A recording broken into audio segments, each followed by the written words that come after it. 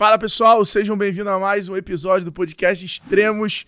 Aqui ao meu lado, um dos hosts mais inteligentes dos podcasts brasileiros e internacionais. Ele que é engenheiro, ele que em breve será Harvard Alumni. Meu Deus do céu, agora você vai pegar no pé toda a vida por causa disso. Ele que estudou em Massachusetts. Vai, né, estudar. Vai estudar. Eu já considerei estudou, irmão. Eu tô à frente, eu tô à frente. Cada coisa, né? Bruno Nardon. Fala, meu querido sócio Alfredo Soares, que hoje tá aqui num modelo bonito. Olha aqui, camiseta jeans, camisa jeans. Eu não mostro marca, só se patrocinar o podcast. Vixe, mas todo mundo sabe que essa daí é daquele passarinho bonito que voa. Que passarinho? Aquele lá que faz... Sabe, pica-pau? Não? Deixa eu te falar. Você que hoje veio no estilo neve, um estilo quentinho, um estilo aconchegante. Cara, tá ficando frio, pra né? receber a nossa convidada. E a convidada de hoje, ela é especial. Eu conheci ela no metaverso. Como assim, cara? Eu conheci ela na pandemia e era só por live. E aí? Isso é o metaverso, não é metaverso? Não é bem isso. É bem isso sim, é bem isso. Então estão gourmetizando muito o metaverso. Isso é metaverso já. E aí? E eu fiz várias lives com ela. Ela hoje, ela é a segunda convidada mulher CEO nesse podcast. Ela esse ano... Contei. Eu não sei se eu conto agora, se eu conto depois. Eu sei o seguinte, se tem uma pessoa que entende tanto de RH, de desenvolvimento de pessoas, de time, tecnologia, é essa mulher que vem no podcast hoje. Eu tô curioso pra saber quem é, hein? Você não tem nenhum... A gente achando que é surpresa, né? Porque tu não sabe...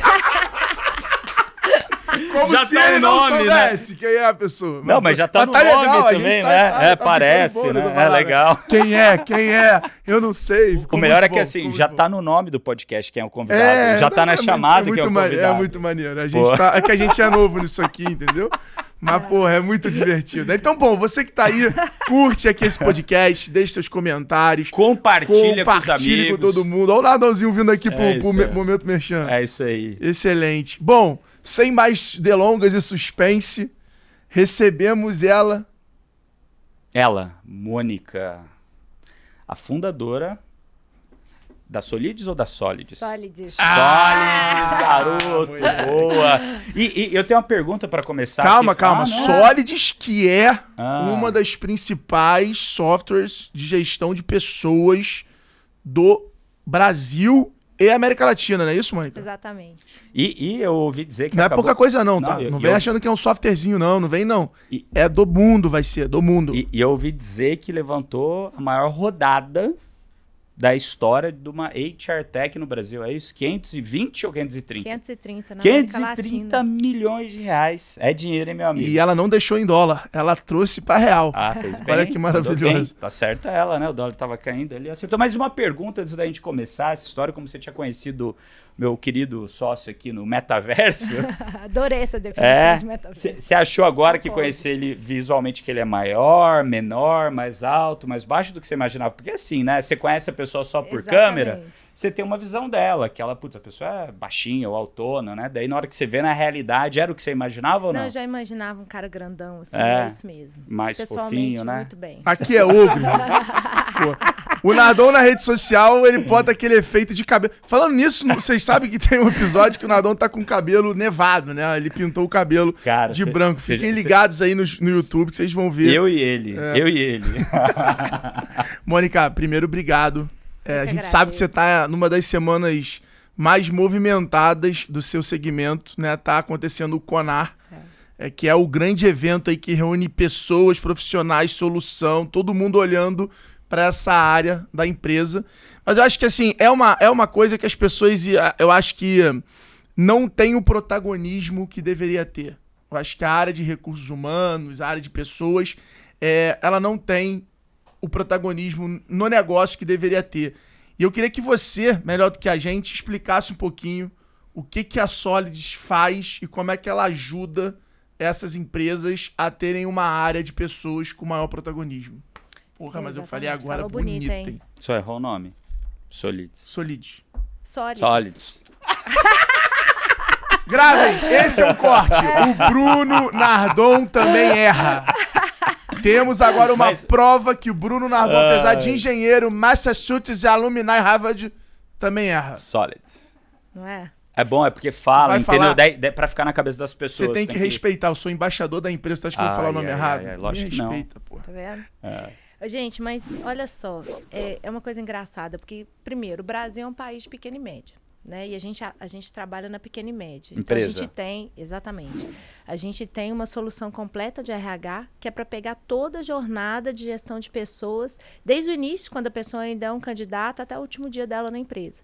Então, o processo de captação já passa pela tecnologia de vocês. Recrutamento e seleção, aí avaliação de desempenho, pesquisa de clima. Agora acabamos de adquirir uma empresa, então DP. Já depois do M&A? Já depois, anunciamos semana passada. Muito bom. Acabamos de adquirir a Tangerino, Acabamos de adquirir a Tangerino, que é uma das maiores e melhores em ponto eletrônico. Então, agora a gente está no DP e no RH. Legal. Que legal. E por que a gente está fazendo isso? Porque quando a gente olha para a pequena e média, primeiro que o profissional não é um profissional que tem muitos anos de estrada. Normalmente, ele chega e fala assim, Mônica, é a minha primeira vez no RH. Preciso montar um RH, o que eu faço?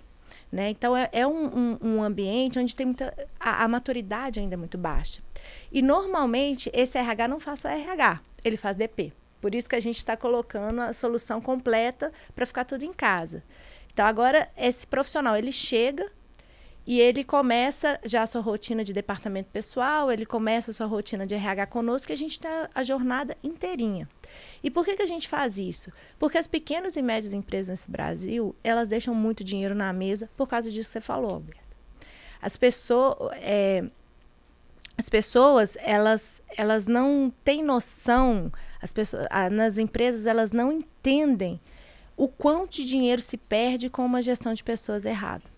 Elas não sabem.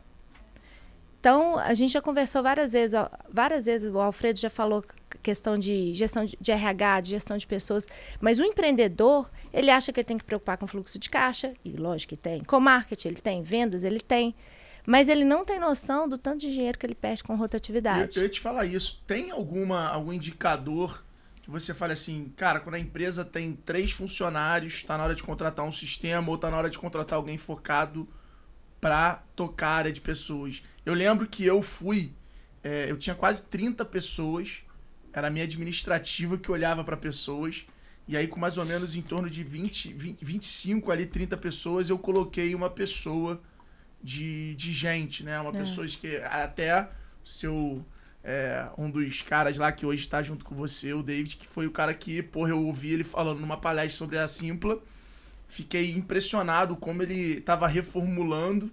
E aí eu me lembro do cartãozinho dele, me marcou muito, tipo, head de pessoas. E aí aquilo ele falou, opa, não é um RH. É diferente, é cultura. Era people's e culture, um negócio assim. E ele foi o cara que fez eu ter uma nova visão. E aí ele, na palestra dele, me convenceu. Eu saí de lá falando, eu preciso ter alguém de pessoas. E aí eu trouxe, e assim, foi um divisor de águas na época. Foi absurdamente lance de cultura, ritmo da empresa. E aí eu me lembro de até ter sido o momento que eu falei, cara, pra mim a ferramenta mais poderosa, a gente tava numa última reunião de conselho junto, eu falei isso de novo, a cultura é a ferramenta de ritmo da companhia. Se vai rápido ou devagar é a cultura. Ou seja, não é só ter as pessoas, é como aquelas pessoas convivem, trabalham, confiam, se entrosam. Tem algum indicador assim, cara, quando você estiver nesse tamanho, coloca alguém para olhar só para isso? Ou varia bastante? Acho que você fez certinho. Normalmente 25, 30 pessoas. Quando você pega estatística aqui no Brasil, ainda é um pouco tardio. Normalmente as empresas começam a contratar a primeira pessoa de gente com 50 colaboradores. Eu acho isso muito tardio, já tem muita coisa para arrumar. Mas o ideal é com 25, 30 pessoas, porque você já tem ali custos muito importantes envolvidos, né? Custo de produtividade, custo de rotatividade. E o Brasil ele perde anualmente bilhões de reais com isso. Né? Então, se a gente entra na pequena empresa, na pequena e na média, se a gente coloca uma jornada de gestão de gente eficaz, a gente mexe no ponteiro da economia. Né? Porque a gente reduz. Para vocês terem uma ideia, a rotatividade brasileira ela gira ali em torno de 40% ao ano, 38%, 40% ao ano. Tudo isso? Caraca. Caramba. E aí, os nossos clientes, quando entram, a gente reduz a rotatividade, a nossa média está abaixo de 20%. Ou seja, olha a economia. E o cliente fala, olha, economizei X mil reais. Por quê? Porque você tem ali um mato alto normalmente nas empresas, normalmente o empreendedor ele não dá devida atenção. E aí quando a gente entra e cria uma jornada, a diferença é absurda. Quais são os 3 principais pontos do mato alto que você vê que são comuns a todas as empresas nessa jornada? Primeira coisa é a gente encontra os processos extremamente manuais, né? Então, quando tem uma pessoa de RH, essa pessoa não dá conta de fazer mais nada além de recrutamento e seleção. E aí, quando você encontra os processos, são processos muito subjetivos. Você não usa dados, você não usa critérios, as pessoas usam feeling para contratar e nem sempre esse feeling é bom, ele funciona, né? Mas você tem normalmente processos extremamente manuais, e sem uma metodologia, sem uma lógica, com pouquíssimo uso de dados. Né? Então, o que a gente faz é exatamente convidar a pequena e média empresa a entrar numa jornada automatizada, com inteligência de dados, para ele começar a entender o porquê que ele está fazendo as coisas. E é muito comum a gente também ir aprofundando. Então, às vezes, chega a empresa usando só recrutamento e seleção. Só que se você só faz recrutamento e seleção, você está enxugando gelo, porque o resultado do recrutamento e seleção, ele está intimamente ligado ao dia a dia da empresa, à cultura, ao que você faz ali, a gestão de desempenho, que é importantíssima, você tem que olhar para a produtividade. E aí, quando você faz, aí a gente ensina uma jornada onde as pessoas vão criando uma correlação. Peraí, quem performa melhor na minha empresa? Então, é essa pessoa que performa melhor que eu vou contratar lá na frente. Então, olha só, esse perfil aqui, ele tende a sair com poucos meses na minha empresa. A cultura não aceita. Então, peraí, eu vou evitar esse tipo de perfil. Ou eu vou fazer um trabalho. Então, normalmente, a gente começa com recrutamento e seleção e a gente vai conduzindo a pessoa, né, a uma jornada para que ele faça... para que ele avance no que a gente chama de subsistemas de RH. Ele não faz só recrutamento e seleção, que ele passa para gestão de desempenho, para engajamento, retenção, olha a cultura. E aí ele tem uma visão muito mais ampla do todo e aí o resultado vem com certeza. E quando você fala assim da gestão do todo, né, você imagina que como esse profissional de RH que está contratando a ferramenta, a solução de vocês... Ele é pouco educado, que nem você falou, né? Putz, é a primeira vez que ele assumiu aquilo, a segunda vez, e ele talvez não tenha uma educação. Vocês fazem esse trabalho educativo, ele já é através da plataforma? Como é que funciona isso? Essa parte de educação para ensinar ele como mexer, o que olhar, como recrutar melhor, como fazer esse ciclo completo, né? Daquela pessoa que você trouxe, quais que são as skills, as qualidades que essa pessoa tem, né? Até o desempenho dela. Como que é isso? Vocês educam? A ferramenta educa? Tem 2 formas, Bruno. A gente trabalha muito com a questão da educação, então até quem não é cliente, entra lá na nossa universidade e faz. Esse é o primeiro passo. Mas a própria jornada, a gente criou uma metodologia lá dentro e olha só. E aí a gente entendeu que a educação pela metodologia, pela tecnologia, ela ia ser muito eficaz. Então a gente criou dentro do software o que a gente chama de HR Score, que ele dá uma pontuação ali, ele traz uma pontuação. Então, a empresa entra, ela recebe uma pontuação. Olha, de 1 a 11, eu estou no 5. E aí, o próprio software recomenda o que você precisa fazer. Então, olha só, no recrutamento e seleção, você está bacana. Mas, olha só, recomendamos. Então, é o primeiro software prescritivo. A gente entrou num nível de tecnologia onde não só a gente recebe o dado, gera inteligência, como o software prescreve o que você precisa fazer. Então, hoje, esse profissional de RH, ele tem a prescrição do que ele precisa fazer enquanto RH. Então, ele já não precisa saber mais. Porque o próprio software recomenda, é óbvio que ele precisa saber. Exato. Né? Mas se ele não sabe, o próprio software começa a educá-lo e ajudá-lo nessa jornada. Ele vai apontando.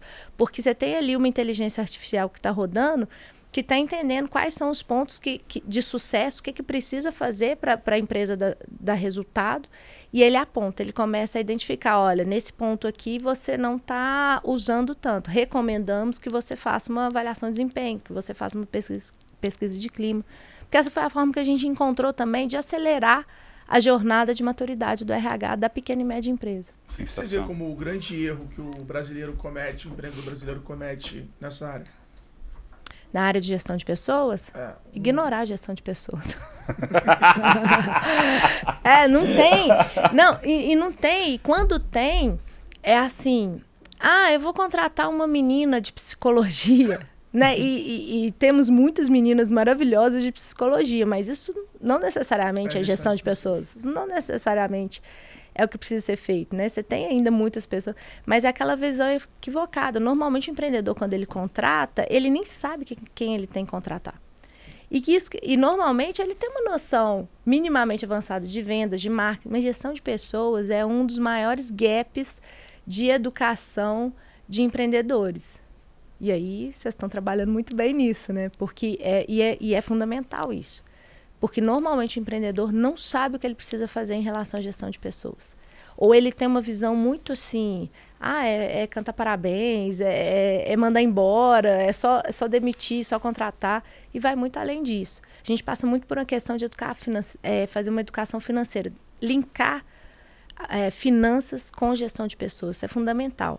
Você precisa educar o empreendedor brasileiro a entender que a diferença entre ele abrir e fechar a porta pode estar na margem que ele está perdendo por causa da ausência da gestão de pessoas adequada. Sensacional. Muito bom. Bom, conhecendo tantas pessoas e vivendo, né? Você é desenvolvedora? Não. Não? Não, sou formada em História. Ela sabe contar história. Faz parte de criar cultura. Tem gente pagando caro na história. Não só na história, né? Não, na história não, produto. Eu sou historiadora mais capitalista que esse mundo já viu.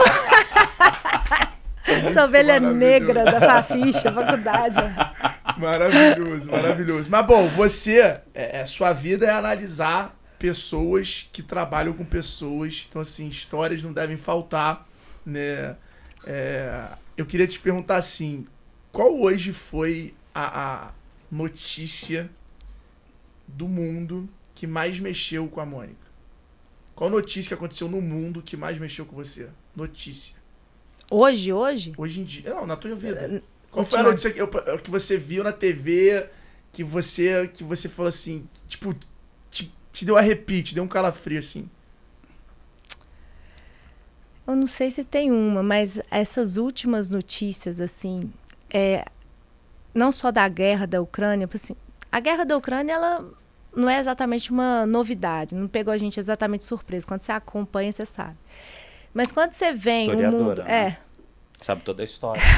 Já sabia o que ia acontecer. Mas quando você vem no mundo pós-pandemia, e aí você começa a guerra, inflação no mundo inteiro, você começa a entender que a estabilidade realmente não existe, né? Então, é uma coisa muito...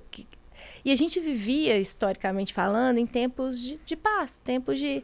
Dava a falsa sensação que tudo que a gente fosse planejar na vida, a gente ia conseguir assumir esse plano. E eu acho que esses últimos acontecimentos, eles vêm para falar que a gente não controla muita coisa, não. E que a estabilidade realmente não existe. E eu acho que isso tem mexido, assim, cada vez... Óbvio, guerra sempre existiu, sempre vai existir, é do humano isso. Mas quando você começa a cruzar esse cenário, mundo pós-pandêmico, inflação, instabilidade geopolítica, você começa a pensar que até como empreendedor você tem que entender que a estabilidade não existe e você tem que ser mais ágil na sua execução e você tem que estar mais antenado e mais pronto ainda para mudança, né? Não, qual foi a sua? O quê? Notícia que você lembra que você recebeu e deu aquele calafrio. Caramba, que pergunta difícil, cara. Tô aqui pra isso. Profunda. Eu achei ele bem profundo, assim. Eu tô aqui pra isso. Tô pensando até agora. Eu já tava pensando na próxima pergunta pra ela, assim. Pegou desprevenido aqui, cara. A vida Qual que foi extremos a sua? É isso. Qual que foi a sua notícia? Olha, usando rapor agora, pronto. Rapaz, eu lembro de uma que foi o ataque nas torres. Eu lembro de estar voltando eu lembro de estar no colégio, e aí meio que o colégio liberou pra casa, porque eu não sabia o que acontecia no mundo ali naquele momento.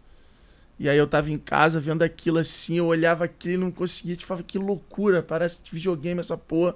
Eu era moleque, mas eu lembro que aquilo ali meio que me deu um calafrio, tipo assim, e agora? E aí meio que eu olhava pra varanda, sem ter a noção de, pô, será que daqui a pouco vai estar passando avião aqui, a gente vai estar igual filme?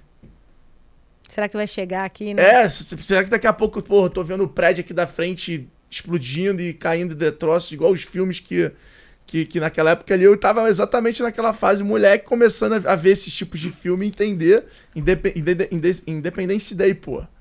Eu falava, pô, será que é isso então? Vai começar a explodir tudo e tal. Eu lembro dessa notícia assim, de eu ter meio que dado uma paralisada. E a outra foi no primeiro dia de lockdown que eu olhei da minha varanda e vi tudo parado e parada. Só que na real, esse foi o dia ali que deu um calafrio. Mas quando eu tava no carro entre Orlando e Miami, indo pra Miami, e aí vazou o negócio do, pô, pandemia no mundo, estado de alerta, a bolsa derreteu. Foi o dia também que eu falei, ih, cara, e agora, mano? Será que eu gasto? Pô, vou começar a gastar dinheiro. O primeiro circuit breaker também foi marcante. Sinistro. Foi marcante. Comprei Magalu como se não houvesse amanhã. Eu também. Comprei Magalu. Sorte que eu vendi um pouquinho, porque também se tivesse carregado vendi tudo antes. Tu conseguiu vender tudo, eu segurei um pouquinho. Não, mentira, tem só um pouquinho, mas assim, mas eu também deixei um pouquinho tranquilo, foi de boa. Essa historiadora é capitalista, hein? Tá vendo como ela não tá de bobeira? Da onde vem não foge não. Cara, eu tô pensando aqui, não sei, quando você fala de notícia, uma que me chamou a atenção foi quando o Ayrton Senna morreu. Acho que foi a única. Essa também foi sinistra. Putz, eu lembro. Tava meu pai aos prantos, brother. Parecia tinha criança. Tinha acabado de acordar no domingo e daí tinha acontecido isso. Essa foi bizarra, essa notícia. Nossa, e lá em casa, meu pai, assim, o ritual era ir pra igreja e assistir Fórmula 1. Assim, na mesma proporção. E a gente não perdia uma corrida. E eu lembro que eu tava na cozinha e assim, ficou tudo meio zonzo, assim, a gente sem acreditar. É uma coisa impressionante. É uma memória que eu tenho de infância, assim. Eu lembro do sentimento até agora. Eu acho que foi a única vez que meu pai chorou. Chorou outras vezes que você não sabe, mas essa daí foi mas essa que eu vi, acho que foi a primeira vez que eu vi ele chorando. Foi forte. Foi. Boa. Muito bom. De onde que veio essa pegada empreendedora na sua vida? Porque, né, você fez história por algum motivo. E de onde começou essa vontade de empreender, fazer, criar, construir? Eu acho que, assim, história foi meio que um ponto... Eu lembro até hoje meu pai falando assim, minha filha, você tem certeza que você vai fazer história? Porque, assim, eu nunca tive perfil, eu nunca entreguei um currículo em sala de aula para dar aula. Então, eu sabia que professora eu não ia ser.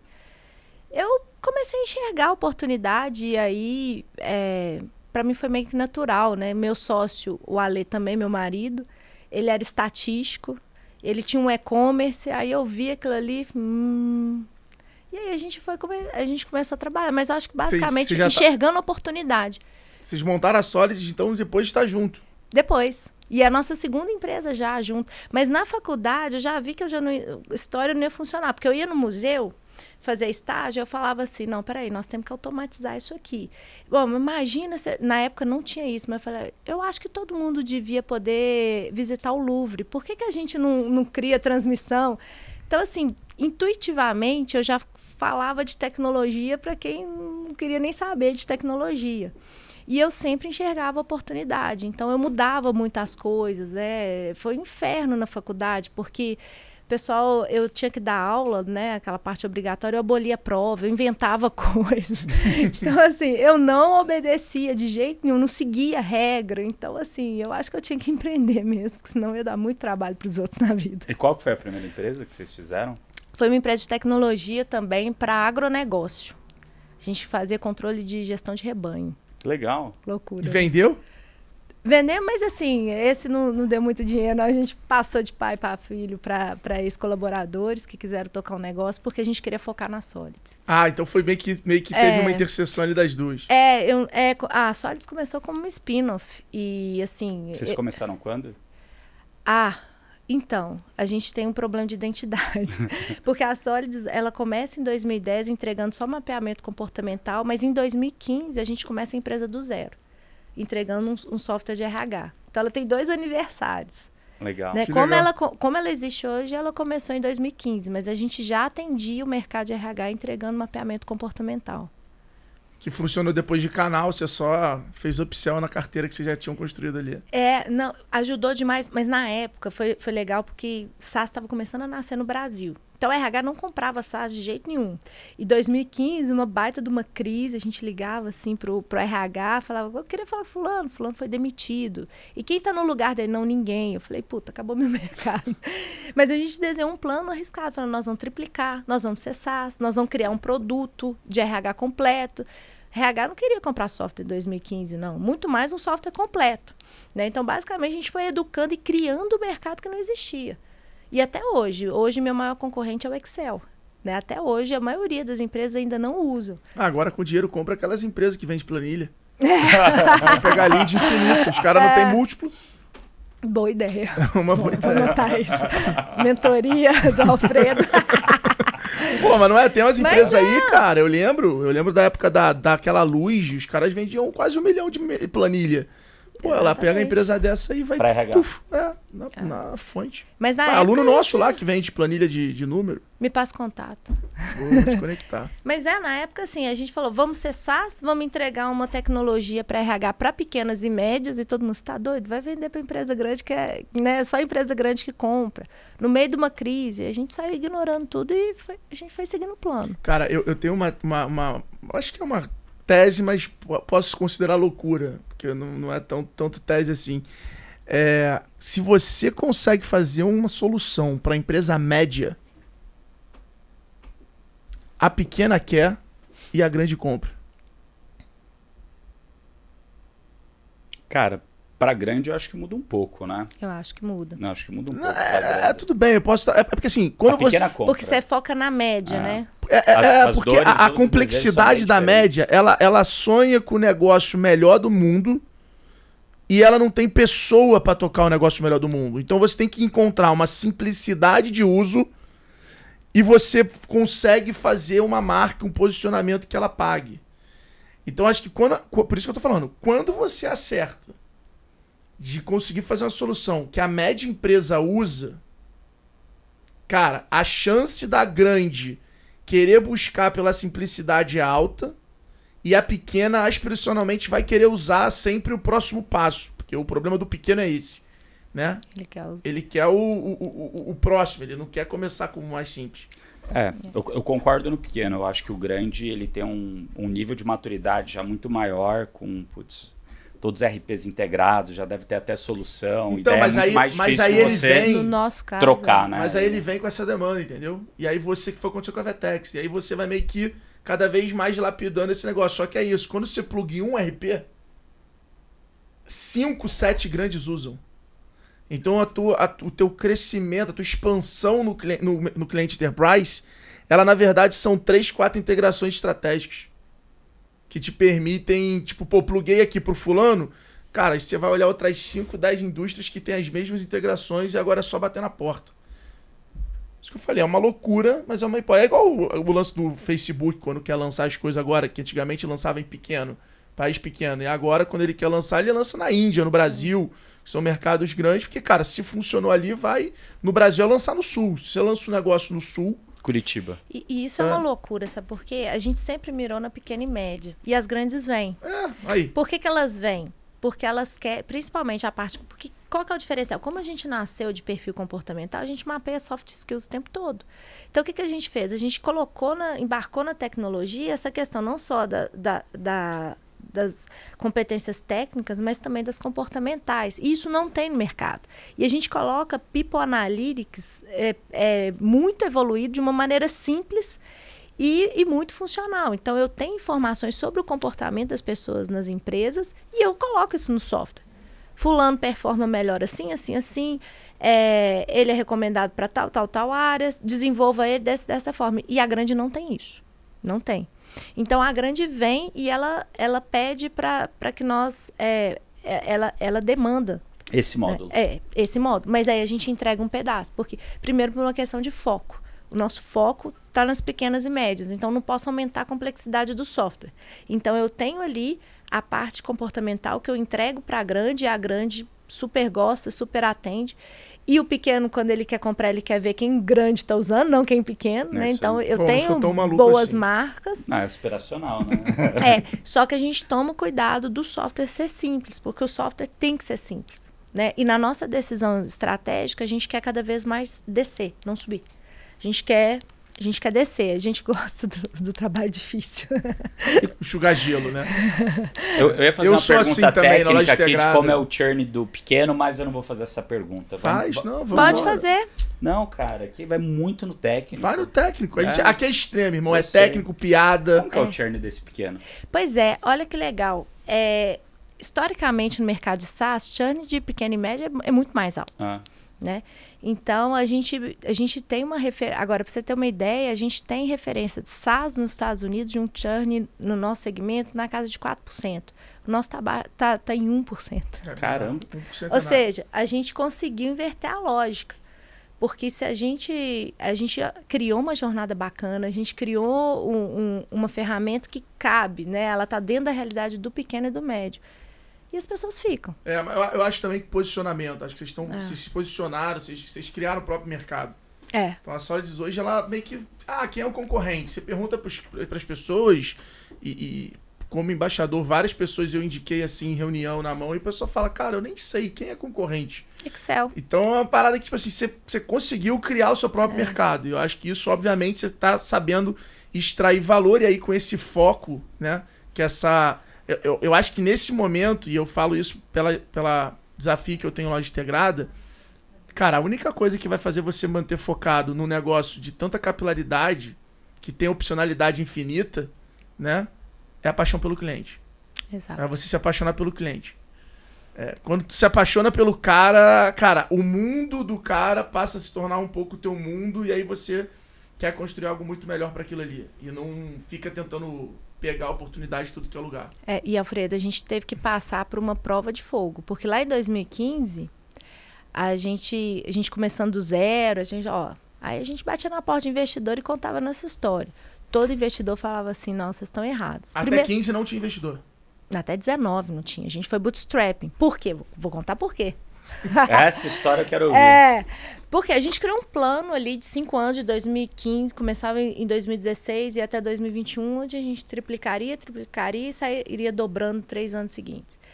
E aí, a gente falava assim, não, vamos entregar uma plataforma completa para a PME. Na 2015, pouco se investia em RH. Então, estavam os investidores todos esperando quem vai ser o primeiro para pôr, para ver o que ia dar. Mas os que conversavam conosco, eles falavam assim, não é assim que funciona. A lógica de SaaS fala para você ir pequenininho, se especializa num pedaço só. Por que vocês não entregam só uma TS? Por que vocês não entregam só um pedacinho da solução? Fica bom nisso e especializa. Não. Tá. Eu olhava pro meu cliente, isso não fazia o menor sentido. Isso faz total sentido no mercado americano, no grande. Mas quando você olha pro pequeno, o pequeno, ele não tem orçamento para comprar mais de uma ferramenta. Só pra galera da audiência, entendeu? A gente tá falando do pequeno hoje, acima de 30 funcionários, que fature 2 milhões por ano. E no nosso caso, a gente é muito focado em funcionários. Ele é entre 30 e 500 funcionários, só pra pequeno galera, e médio. Pra galera entender, porque essa coisa de pequeno, às vezes pode parecer que é o cara do e-commerce, que tem 3 funcionários, então só pra galera... Entre 30 e 500, que a gente atende muito bem ali, que é a maior parte do nosso público. E aí, quando a gente olhava para esse cara, ele não tinha orçamento e não tinha tecnologia. Mesmo se ele conseguia a proeza de comprar mais de uma ferramenta, como que ele ia integrar? Como que ele ia fazer inteligência de dados com isso? Não ia. Isso ia ser uma dor. Então, a gente fala, não, já que ninguém está acreditando na gente, vamos sozinho, vamos embora. Porque é isso, a gente escutava o que estava sendo dito, né, no mercado, ou a gente olhava para o cliente. E para a gente... vamos sem dinheiro, mas vamos focar naquilo que a gente tem certeza que o cliente precisa. E a gente sempre andou muito, muito, muito próximo. Né? Eu adoro, até hoje, assim, eu dou um jeito de conversar com o cliente todo dia, conversar um pouquinho, ouvir as histórias, visitar, sabe? E quando você visita um RH de uma pequena e média empresa, os caras agora estão melhorando muito, mas eu já fui em cada porão que vocês não acreditam. A empresa não... Quando você pergunta para o profissional de RH qual que é a maior dor dele, é a falta de valorização. Essas pessoas estudam, são inteligentíssimas, elas se preparam, o público de RH é muito estudioso. Então, eles sabem, eles estudam, mas não tem ainda uma cultura que valoriza a gestão de pessoas. Então, fisicamente, tem lugar que você vai, a salinha mais feia que tem... eles colocam o RH lá dentro. E devia ser o contrário, né? Então, tem até um pouco a ver com... Então, assim, a gente sempre foi muito próximo. A gente visitou muita salinha feia. Eu falei, não vou fazer esse povo ficar do lado da diretoria. E eu não vou parar até toda a sala de RH ficar do lado da sala do CEO. Porque é assim que tem que ser. Porque isso é um dos maiores erros, né? E é isso. A gente olha muito, muito, muito para o nosso cliente. E esse olhar do cliente fez a gente parecer doido em alguns momentos. Porque a gente foi contra a manada. Quando você olha hoje o mercado de HR Tech, todo mundo seguiu a lógica de especialização do SaaS. A gente ignorou isso, né? E hoje a gente consegue ser uma plataforma completa. Hoje você vê o mercado todo na parte de especializei, agora vou expandir. A gente já expandiu desde 2015. Mas por quê? O que motivou a gente? Não foi uma puta visão estratégica. Foi simplesmente o fato de eu estar próximo o suficiente do cliente para entender o que ele precisava. É muito mais simples do que parece. Exato. E que dia você falou assim, cara, agora está no momento da gente pegar investidor? Como é que foi? Como é que apareceu essa coisa na jornada? No meu planejamento estratégico, a gente ia crescer, porque... E aí, no meu é ótimo, mas quem faz isso muito bem é o Ale, meu sócio. Na planilha dele, que ele sabia quantas pessoas eles contratariam nos próximos 5 anos, a gente precisaria em 2017. Só que a gente foi fazendo e foi conseguindo. A gente começou a bater meta, fazer tudo sem investidor. Então, a gente chegou até 2019. E por que muda em 2019? Porque é o momento quando a gente fala assim, não, tá na hora de captar dinheiro para expandir, mas não só para expandir, mas para ter gente boa perto da gente. E foi no momento que a gente sentiu falta também de ter um parceiro mais estratégico e a parte mais smart do money, sabe? Então, a gente sempre gerou caixa, a gente sempre conseguiu, mas a gente queria expandir e queria ter gente boa perto da gente. Quem que vocês trouxeram como primeiro sócio? 2019 foi a DGF. Legal. Né? Na época era o Patrick. E foi uma decisão super... E foi uma decisão... Tá na Alexa hoje. Tá na Alexa. Então, foi uma decisão super acertada, porque realmente nos ajudou muito. E agora entrou a Warburg. Legal. Que também... Exatamente. Que é um fundo, dispensa apresentações e também super acertada a decisão. Muito bom. Muito legal. Muito legal. Eu queria... Fala. Não, acho que assim, no fim do dia, né, uma das coisas que a maioria dos empreendedores, principalmente pequenas e médias empresas, erram, é que no fim do dia uma empresa nada mais é do que um grupo de pessoas atrás da mesma missão, né, com um propósito comum, andando em direção a ele. E muitas vezes esse empreendedor médio, né, que a gente vê aqui no G4, grande, né, o nosso público também é muito similar, é aquele cara que achou uma dor muito clara por estar próximo do cliente, começou a resolver essa dor de alguma maneira, com um serviço, com uma solução, com um produto, e aquele negócio teve sucesso, está em sucesso. E daí na hora que ele começa a crescer, ele é bom em entender o cliente, ele é bom em servir o cliente, mas muitas vezes ele não é isso, ele não é um bom gestor.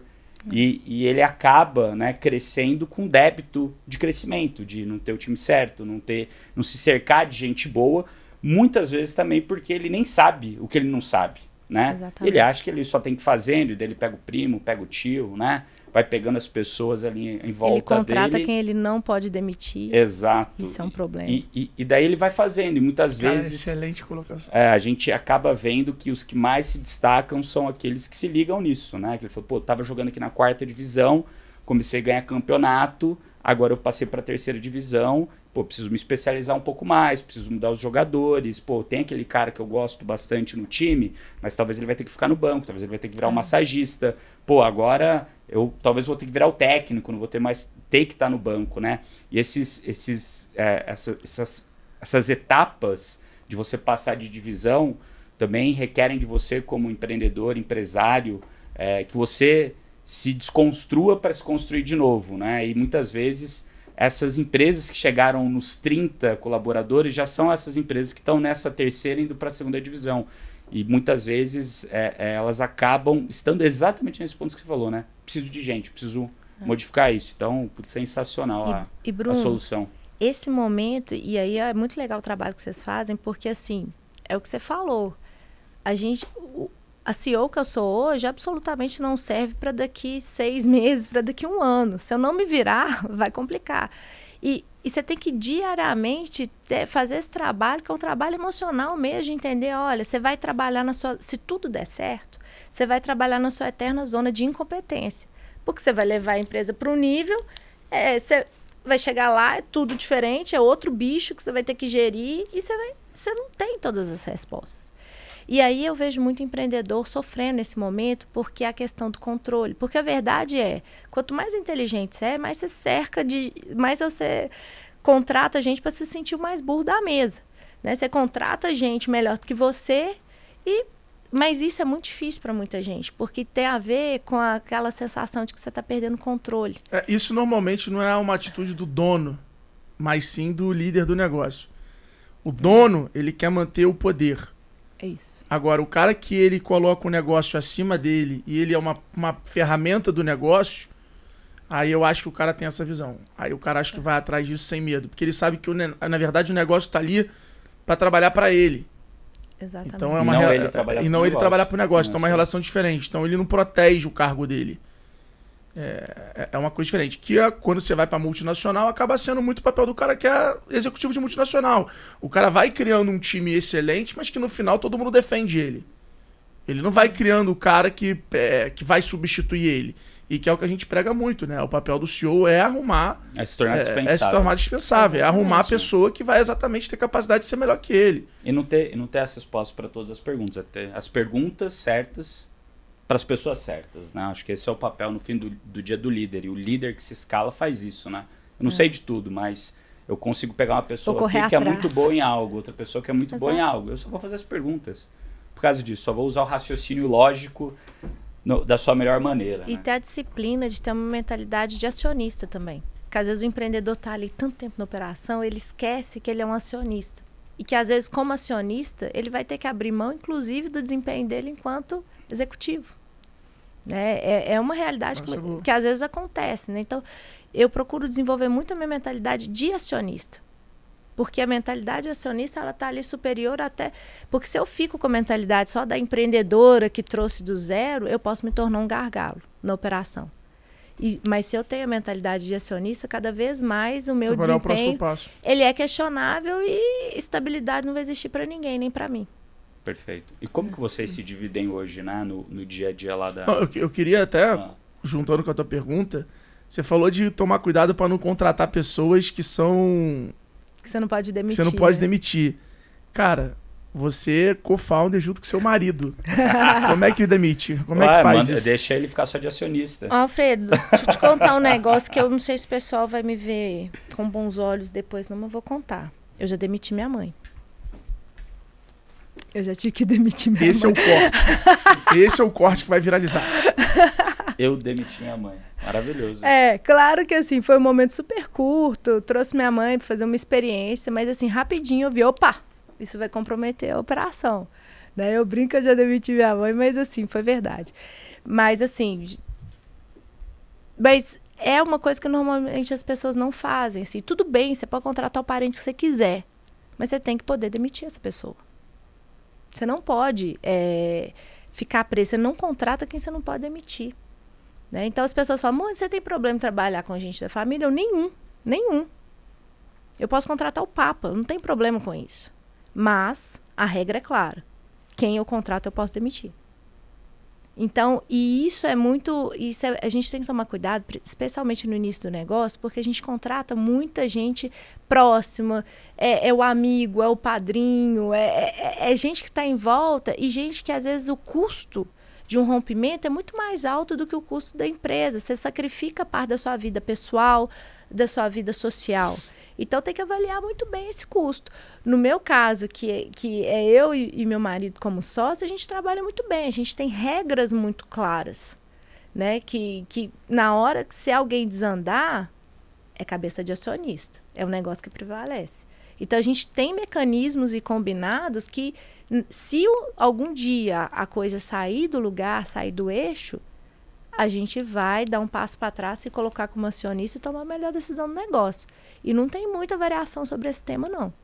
As coisas são muito claras. Né? Então, essa clareza é que dá liberdade. Né? Para você trabalhar com o marido, trabalhar com a mãe, com o pai, com quem você quiser. Mas você tem que ter os limites muito bem claros e estabelecidos. Muito bom. Agora vai você, eu tenho uma bomba. Então vai lá, solta a bomba. Qual foi... A da notícia foi boa, né? Essa boa. foi a primeira que eu fiz da notícia. Tem umas no Cargala aqui. Sensacional, gente. Tem umas na manga aqui, ó. Vim até com manga longa hoje aqui, ó. Pra botar as perguntas difíceis. Qual foi a notícia não, né? Qual foi o dia mais duro que você se lembra, assim, da sua vida? Pode ser pessoal ou profissional.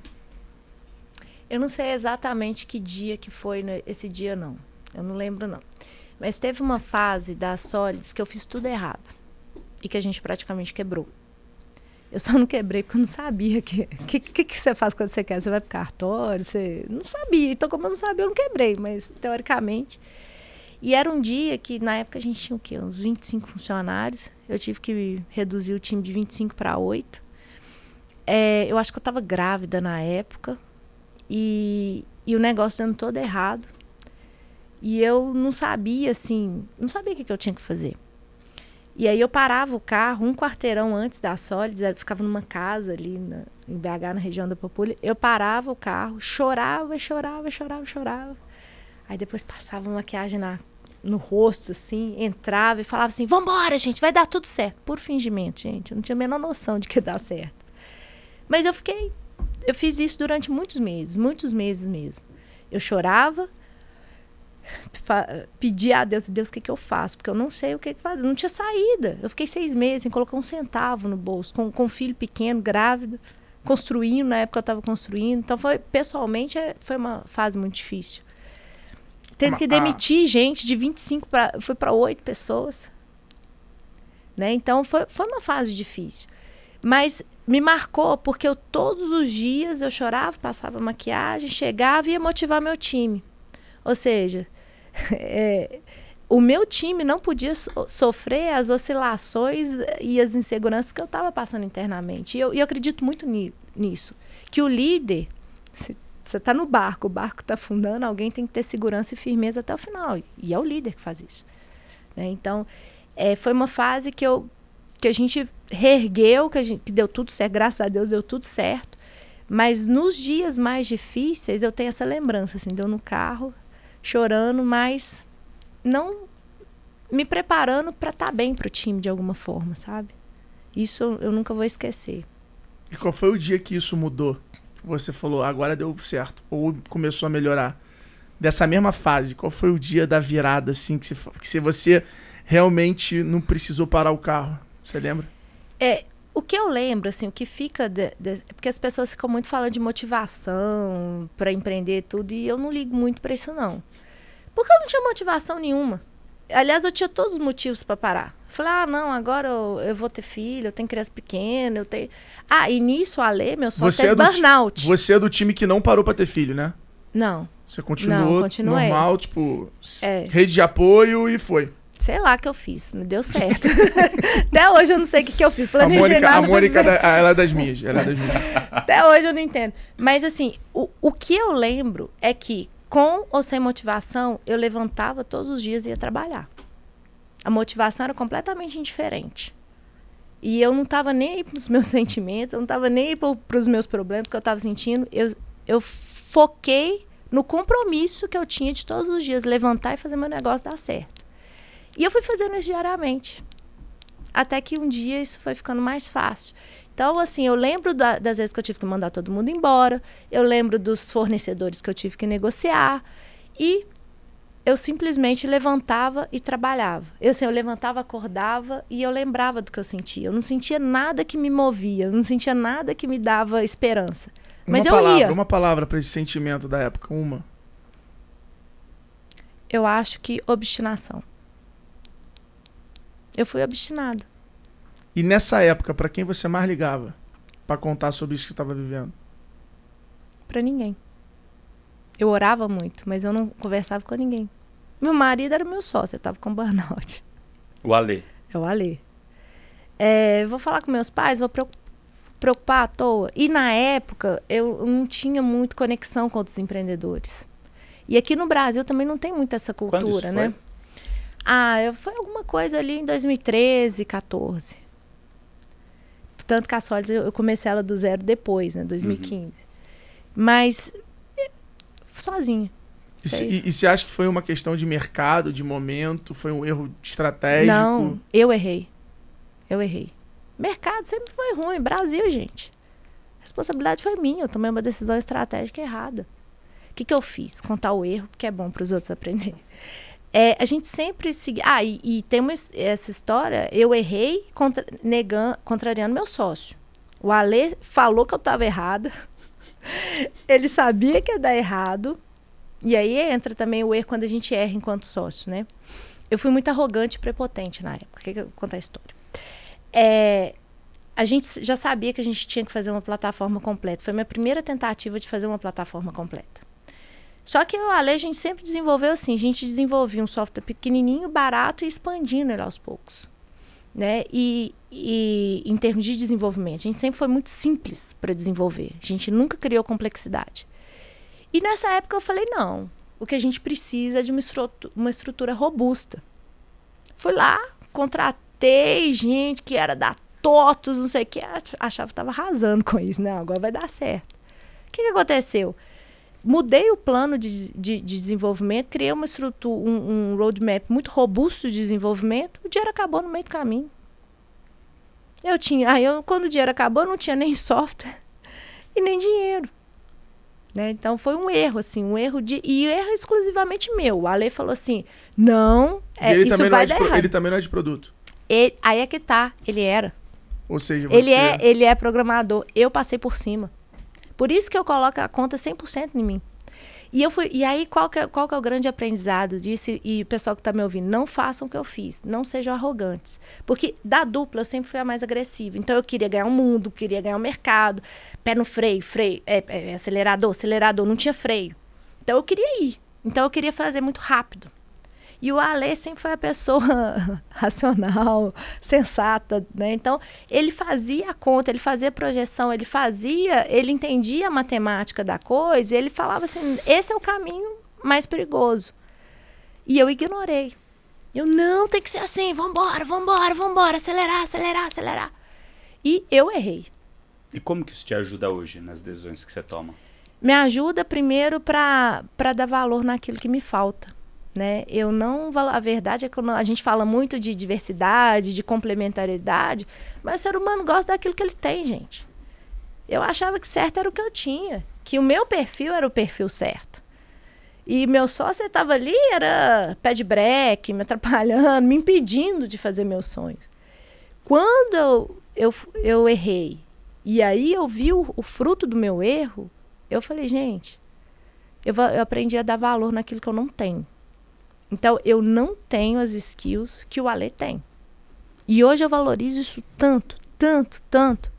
E, curiosamente, quando eu aprendi a valorizar o meu sócio da maneira correta e as skills que ele tem, a gente voou. Quando a gente saiu dessa confusão e falou, não, vamos começar a fazer tudo certinho em 2015, a gente começou a voar. Né? E eu sou outra pessoa. Foi muito dolorido? Foi dolorido. Mas, assim, graças a Deus eu consegui enxergar a tempo a minha arrogância, a minha prepotência, a minha cegueira. Uma das coisas que a gente fala aqui entre a gente, né? Eu, Alfredo, o Thales, o Tony, o resto lá dos sócios do G4, cada um tem que saber o seu superpoder. Mas além de saber seu superpoder, tem que saber sua criptonita. Exatamente. Né? Que é aquilo que você não é bom mesmo e você nem deveria dar opinião. E deixar o outro trabalhar. A gente já... Quando você entende isso, né? Eu acho que vem com a maturidade também. Você se descobrir, de você errar. Né? Porque é muito fácil você... o ideal seria você aprender com o erro dos outros. Mas você aprende mesmo, né? Tomando tombo. É por isso que eu gosto de contar. Só que isso é um vício, né? O ego é um vício. Então, normalmente é um ciclo. Você tem a fase lá que você aceita e ouve todo mundo e cara legal. E aí tem aquela... Te adoro, cara. Eu amo esse cara. Tu vai mandar esse corte pra alguém, né?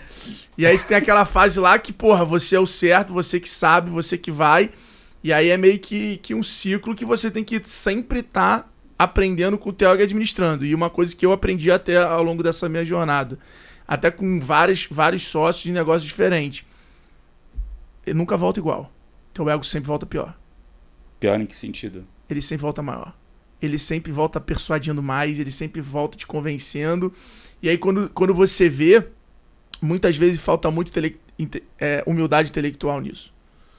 Eu vejo lá na Vetex, em várias situações, você tá assim, cara, eu vivo essa parada. Tô vendo isso acontecer. Você pode ser muito bom, mas ser muito bom em outra coisa. Nisso aqui é melhor você me ouvir. Sabe? E aí você vê que às vezes a pessoa se sente no direito de, não preciso ouvir.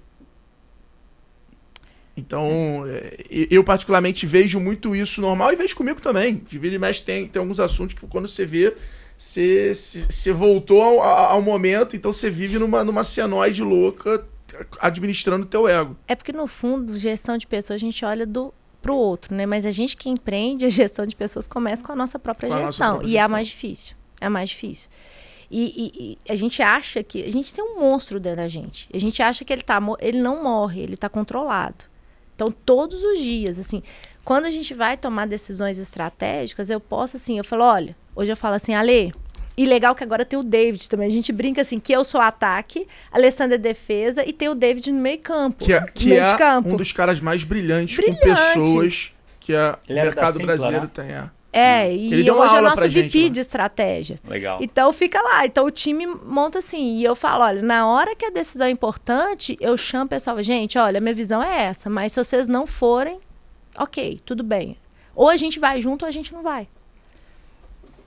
Deixa eu fazer outra pergunta aqui, que muda um pouco, né, o caminho das coisas. Você veio de um caminho bootstrapping, até 2019. Daí você levantou algum dinheiro, que também não deveria ser muito dinheiro. 14 milhões, né? De reais. E agora você levantou uma pancada de dinheiro, né? Eu já joguei em todas as ligas, né? Seja com Canoe, que a gente levantou algum dinheiro e teve que dar, né? Teve dinheiro para testar, para errar, quase quebrou. Mas também, rapidamente, ali em 2 anos e pouco, a gente começou a andar com as próprias pernas e decidir o nosso próprio futuro. Já joguei na outra liga de ter muito dinheiro para gastar na RAP. Que eu acho mais difícil. Eu acho muito difícil. Já fizemos o turnaround de uma empresa, né? Quando a gente vendeu lá a Canoe para Dafit, junto com todos os sócios. E no G4, que a gente também começou bootstrapping. Outros negócios que eu sou sócio como investidor começaram como bootstrapping também. Como que tem sido essa nova fase, que é recente, né? De ter muito dinheiro, ter que... porque assim, trazer o investidor, todo mundo acha que é bom. Que legal, né? Pegou 500 e tantos milhões de reais, mas assim, é uma loucura pra você conseguir gastar. E tem gente que pega isso, por né? vaidade, né? E é o dia mais caro que tem, gente. Se você não tem uma estratégia. Como que isso encaixa na estratégia de vocês? E como que essa tua visão de, putz, agora tenho dinheiro, tenho que também tomar cuidado, porque assim, né? Agora você tá mais perto do sol. Mais perto do sol, né? Você tem que tomar mais cuidado com o voo que você voa, né? Porque se tiver a asa de Ícaro ali, ela derreter, o capote é muito maior. Como que tem sido essa fase nova? Como que você pensa nessa fase nova de ter agora dinheiro em abundância? Agora, primeiro que uma coisa, eu separei muito o time, eu preparei muito o time para receber esse dinheiro. E como que eu preparei? Falei, olha, nós vamos cortar 10% do custo. Aí eles, cortar custo? Mas não tem muito dinheiro? Eu falei, e o que uma coisa tem a ver com outra? Aí, explicando por que eu fiz isso. Eu não pedi para cortar, mas eu falei assim, cada gestor vai me montar um plano. Se precisar cortar 10% de ineficiência. Essa é a diferença. Densidade de talento. Exatamente. Ineficiência. Vamos mapear todas as ineficiências e vamos nos preparar para quando o dinheiro chegar, ele chegar em cima de um time e em cima de uma estrutura muito mais eficiente. Então, já tem alguns meses que eu tenho trabalhado muito com o time sobre eficiência. E depois que o dinheiro chegou, eficiência de capital. Tem que dar retorno. Porque, normalmente, em cultura, startup, o pessoal acha que chegou o dinheiro, vamos queimar. E não, você tem que dar retorno. Você estabelece um compromisso, você tem um novo sócio, você tem que dar retorno. Então, já há algum tempo, eu vinha preparando muito o time para pensar em termos de eficiência de capital. Primeiro, a eficiência operacional, que vai desembocar numa eficiência de capital, né? Então, o segundo, assim, não é porque tem dinheiro que eu vou gastar, mas eu vou gastar da forma certa, no time certo, que me entrega uma eficiência mínima correta. Óbvio que tem momentos que você acelera e aí que você abre mão de um percentual de eficiência. Mas ter isso na cultura desde o início, isso ajuda bastante. Então, muito antes do dinheiro chegar, eu fui preparando o meu time para trabalhar com o conceito de eficiência operacional e eficiência de capital. Né? Então, o time sabe que tem que dar retorno, tem que estar pronto, tem que ter na mão ali qual o ponto? Às vezes é um processo que está ineficiente, às vezes é uma pessoa que está ineficiente e o gestor, ele tem que ter isso na mão. E outra coisa é que agora a gente começa a jogar um jogo que envolve aquisições, né? Então, o dinheiro veio e a gente fez a aquisição do Tangerino. Ou seja, agora a gestão de pessoas na veia para fora e para dentro. Exatamente. E aí, justifica um volume diferente. Mas o ponto é, a gente tinha um plano sólido. Tem um ano que esse plano, tem mais de um ano que essa estratégia está pronta. E é uma estratégia onde esse capital, ele tem lugar para ir e ele tem um retorno esperado. E a gente está acompanhando esse retorno. Então, eu acho que o grande problema é quando o empreendedor ele faz uma captação, mas ele não prioriza a eficiência do capital. Ele acha que aquilo ali é um prêmio, que aquilo ali é um bônus, que aquilo ali é um selo de sou muito bom porque eu captei. E, na verdade, ele só é bom se ele conseguir trazer retorno sobre esse investimento que ele teve. Né? Então, da primeira rodada para a segunda, a gente entendeu que a gente conseguia se tornar mais eficiente e aí a gente decidiu tomar esse passo bem maior. Né? Mas é porque tinha um plano, onde nesse plano cabe esse volume. Legal. Né? Muito bom. Muito bom. Você sempre foi do backstage ali, né? Do tipo de estar atrás, mão na massa, trabalhando. E desde que o David colou lá, você tem também levantado essa bandeira de ser mais referência e voz do mercado, falar como empreendedora, como CEO e não como só pessoa que entende RH. Você gosta? Tá sendo prazeroso? Tá sendo um desafio? Quais são os objetivos por trás de você se tornar? E eu acho que o Brasil precisa muito de mais mulheres bem-sucedidas que existe levantando essa bandeira. E isso é um desafio que a gente é cobrado muito no G4. E eu vejo que você tem sido tem liderado aí agora essa nova leva de pessoas, Cris Junqueira, você, Camila Farani, ou seja, tem vindo. Eu sei que o David foi um pouco incentivador desse processo. Total. Como é que tá sendo para você essa experiência? Ana Meneghini também, nossa líder, ela fala, tem que aparecer. Você achava isso meio bullshit? Ou, tipo, falava, cara, meu foco e minha prioridade tá aqui? Cara, me conta um pouco disso, que eu acho que para outras mulheres entenderem que dá para ser CEO, dá para ser fora, dá para ser mãe e talvez dê para ter essa agenda de reference voice e isso traz muitos frutos pro negócio. Primeira coisa, assim, se eu tô gostando ou não, isso é irrelevante pra operação. A partir do momento que eu falei, tem que fazer, eu faço. Só que eu tô me divertindo. Tá sendo muito bom, assim. Qual que é o ponto, assim? Eu sempre fui muito de pôr a mão na massa, de trabalhar, porque em determinado momento, se você não cuida da operação, acho que há tempo para tudo nessa vida. Né? E tudo que você faz no momento certo, dá o fruto certo. Então, no início, era trabalhar, estar com o meu time, porque se eu me afasto muito da operação, primeiro que eu não tenho, para a escala, para o crescimento exponencial, eu tinha que dominar muito bem as máquinas de aquisição, eu tinha que dominar as máquinas que estavam rodando na empresa. Então, é um foco. E segundo, porque eu gosto de consistência. Então, se você como empreendedor vai pro microfone, né, vai muito cedo, você passa, assim, você fica pouco consistente, né? Mas também, eu acho que você só ficar ali escondidinho na operação, você perde esse papel muito importante, que é a questão da marca, que é a questão de você ter um contato com o mercado. Então, eu sempre procurei o equilíbrio. Eu acho que foi acertado eu ter ficado escondidinha, né, mineirinha, né, lá trabalhando, porque quando eu apareci, eu já tinha resultados consistentes, eu já tinha uma história para contar, eu já tinha número para entregar, eu já tinha, né, não tinha fumaça, é consistência. Então, isso é fundamental. Agora, está sendo uma delícia. Tô gostando muito, é uma parte muito prazerosa do meu trabalho, especialmente por causa dessa questão eu não tinha dimensão da importância até como mulher. Eu nunca parei para contar quantas pessoas. E cada vez que eu falo, ou que eu conto um pouco da minha história, as mulheres dizem, nossa, Mônica, obrigado por isso. E eu não tinha dimensão dessa importância. Eu só estava ali trabalhando. E eu comecei a encarar. E teve uma conversa super estratégica, quando o David não trabalhava com a gente ainda, não era meu sócio, ele era meu mentor. Lá em 2019, ele falou assim, Mônica, que jogo você quer jogar? Você quer jogar o jogo de abrir capital, de virar unicórnio? Esse é um jogo, mas tem também o jogo ali de ser, de ter um lifestyle, de ter uma boutique que não tem certo e errado. Mas, Mônica, que jogo você quer jogar? Eu nunca tinha pensado nisso. E aí, quando eu tomei a decisão, eu fiquei pensando, né? Fiquei pensando. E quando eu tomei a decisão, não, eu quero jogar o jogo grande, parte do que me motivou, né? Eu sabia que eu ia ter que abrir mão de muita coisa, vida social, né? A vida pessoal ela é afetada.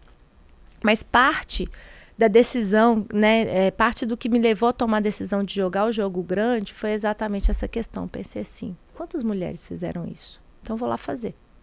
Então, de alguma forma, eu sinto que quando eu faço, cada degrau que eu subo, eu estou carregando algumas mulheres junto comigo, né? E isso é muito gostoso, isso é muito importante.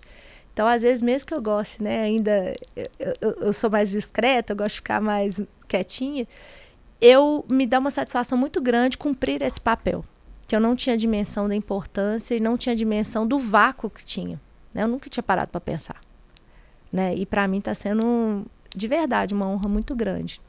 Cumprir esse papel também. Mas eu tô na operação, viu, gente? Morro de saudade. Gosto de tomar café com o pessoal, gosto de ficar lá, gosto de escutar, gosto de ficar lá no meio do comercial, e eu escuto o discurso de venda, e eu gosto de ajudar, vendo também. Eu não abro mão, eu não abro mão, não. Eu só acrescentei.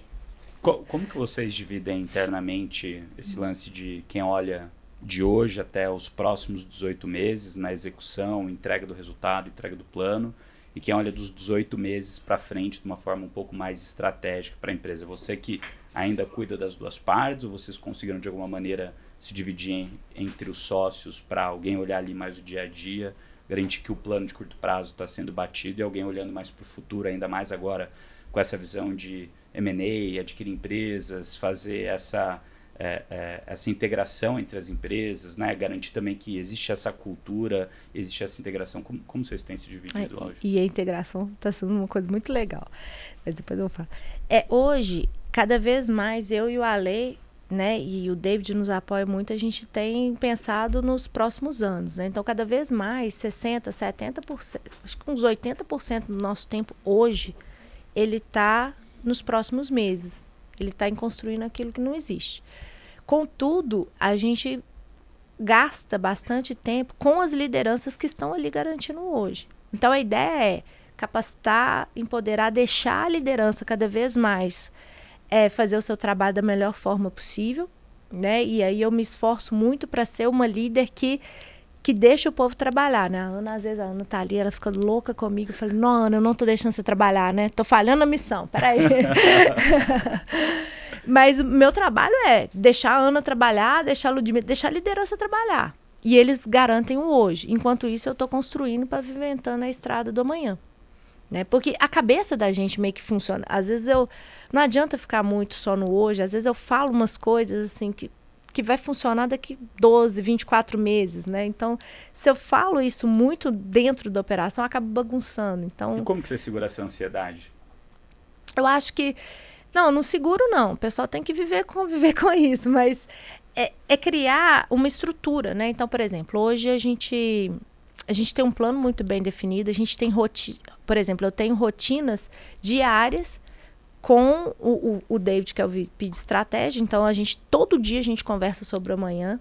E a gente está criando, sobretudo, unidades de negócio. Porque o amanhã é o que eu fiz ou vou deixar de fazer hoje, né? Então, o amanhã é uma abstração. Sim. Tudo que eu tenho é o hoje. Então, como é que eu começo a materializar o amanhã? Então, nós criamos unidades de negócio. Então, as ações, as coisas que vão começar a operar e os gatilhos de crescimento da Solids para daqui 1, 2, 5 anos, elas estão começando a nascer dentro de unidades de negócio separadas da operação. Porque se eu coloco junto, eu confundo a operação, fica confusa a gestão, as pessoas não sabem exatamente o que fazer. Então, as máquinas da Solids, elas operam o hoje. Elas têm metas muito claras sobre o hoje. Só que eu já crio ali máquinas de operação do amanhã através das unidades de negócio. E a mesma coisa num laboratório de inteligência artificial. Então, assim, a gente já tem 2 laboratórios rodando, criando coisas do amanhã. Então, eu tenho um laboratório, eu tenho as unidades de negócio garantindo a operação do amanhã. E, ao mesmo tempo, eu deixo isso separado das máquinas de aquisição do hoje. Sensacional. Muito bom. Muito bom. Quer fazer a pergunta difícil? Pode fazer. Se você tivesse um superpoder para acabar com um problema do mundo, qual problema você acabaria do mundo? Nossa, hoje você tá inspirado, hein? Nossa, acordou inspirado hoje. Se eu tivesse um superpoder para acabar com um problema. Um problema. Qual problema você vai falar e o problema vai acabar na humanidade. Não. O seu, qual que é o seu superpoder? O meu hoje, O problema que você resolveria. eu acho que é fome. Eu pensei a mesma coisa. Que eu acho que fome...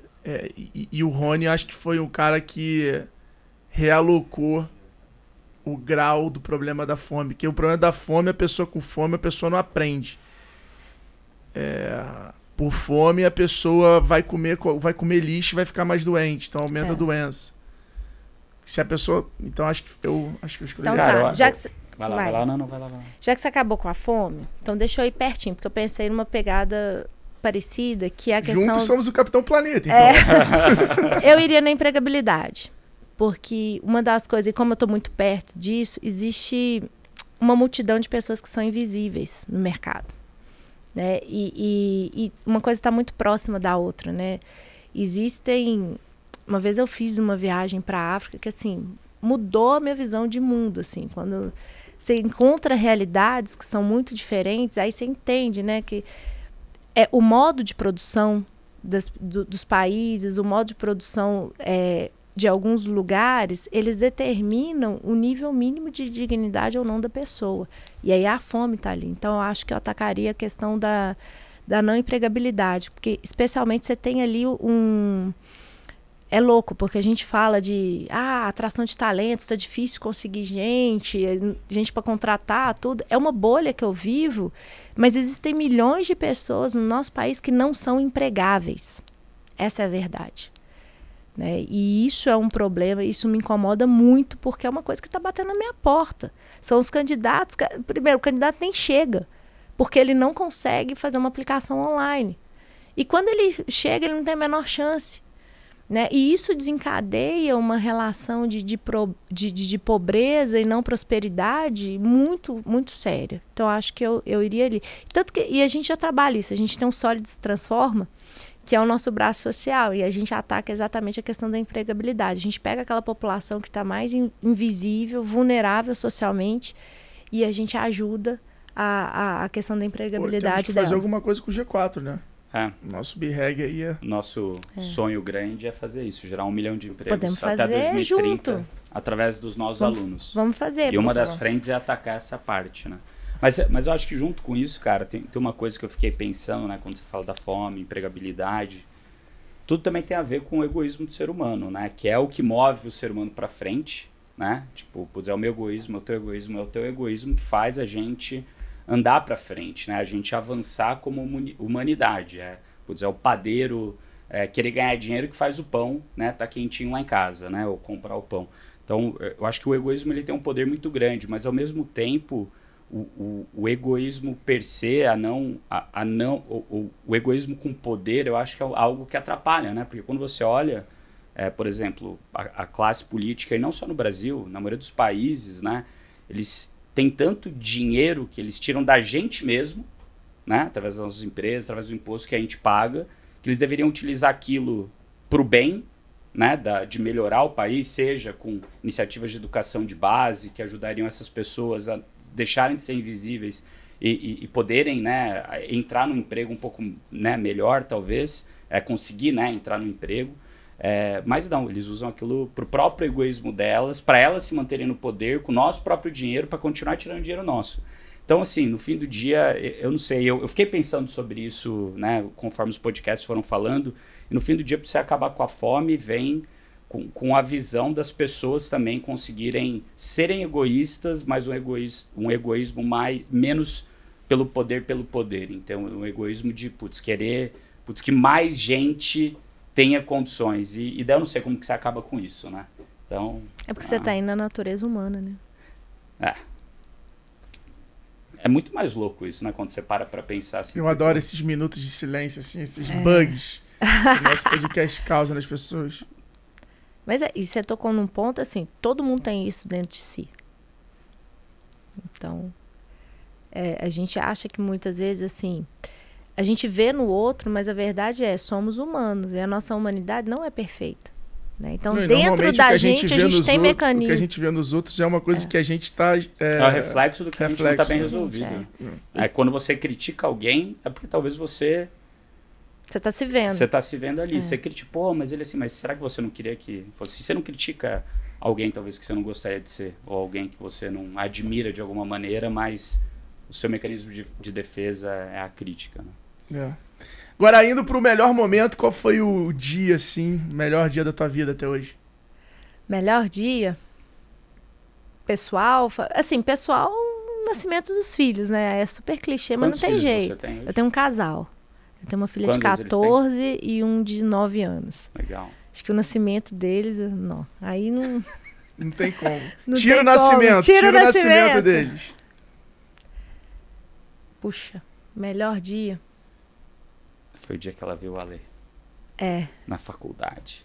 Ela é uma estudante de história, ele de estatística. Então... Se encontraram na cervejada. Sabe qual foi a história? o ICQ tocou. Eu conheci ele pela internet, não tinha Tinder, e 10 meses depois eu tava casada. Que sensacional. Não fica falando isso não, porque dá ideia, entendeu? Eu tô sendo cobrado. Fica a dica. Como você conheceu ele no ICQ? Ninguém sabe, ele não lembra. Eu falo que ele que me procurou, ele fala que eu procurei ele, não sei lá. Mas vocês tinham amigos em comuns? Nada. Do nada, ele brotou lá e começou a conversar comigo. Alô, galera do ICQ, deu um bug lá bom, gente, do nada, a gente começou a conversar. Ele ainda ligou pra minha casa, passou um trote pra mim. Porque na época, assim, era pouco comum, não tinha Tinder, não era natural conhecer os outros pela internet. E quando conheci, era só a gente, eu sou alto, forte, bonitão. A Alessandra já chegou e falou, eu sou feio pra caramba, tenho fobia social, tomo remédio controlado. Eu apaixonei, falei, isso é homem de verdade. Gente, de verdade, gostei dele, e ainda me liga e me passou um trote. Aí eu apaixonei, 10 meses depois eu tava casada, tô aí até hoje. Sensacional. Que maravilhoso. E aí, vamos fechar?